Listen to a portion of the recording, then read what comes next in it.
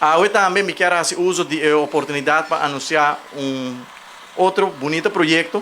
de caso aqui de ex-edifício de Dewey, que seguro é o último 15 anos de um edifício abandonado. Esta é a primeira impressão que o turista não está ou não chega com o barco não cruzeiro. E nota é a impressão que nós queremos dar na turnos visitando um cruzeiro, que tem um edifício abandonado e acaba para 15 anos. Para algum tempo acaba nós começamos a fazer nos due diligence para explorar a possibilidade para a APA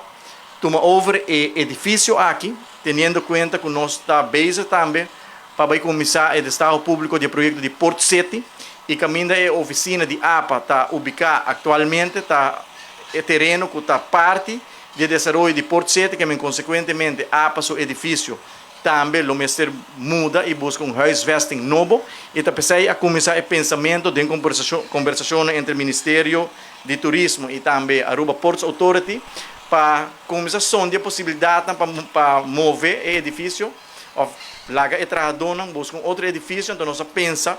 riba o edifício de ex-Dewey e depois de que nós seguir a conversação, para nós pensa e ora aí tendo em conta que a APA não tem assim na roupa trabalhador por fazer uso de renter o espaço de bacana front e de 2 pisos, nós abrimos a ideia para largar a APA fazer uso de 2 pisos de edifício e o primeiro piso largar a Aruba Tourism Authority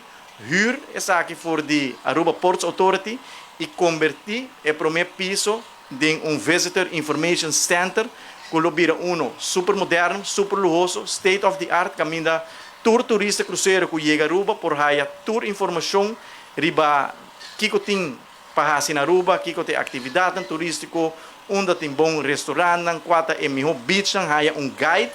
de viagem ou na barra for de barco cruzeiro e den sei nós apresentar e acaba essa aqui na Conselho de Ministros, nós temos a aprovação do Conselho de Ministros, nós vamos publicar também no Landscourant para que o governo escolhe APA para desenvolver o edifício, o projeto de ex-Dewey e dentro de pouco, depois com a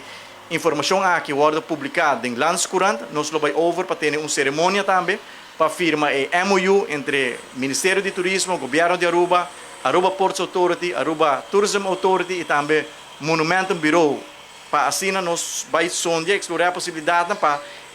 aqui ainda nós temos groundbreaking para assim nós renovar, renter o edifício e convertir essa aqui em algo super moderno, super lujoso que nós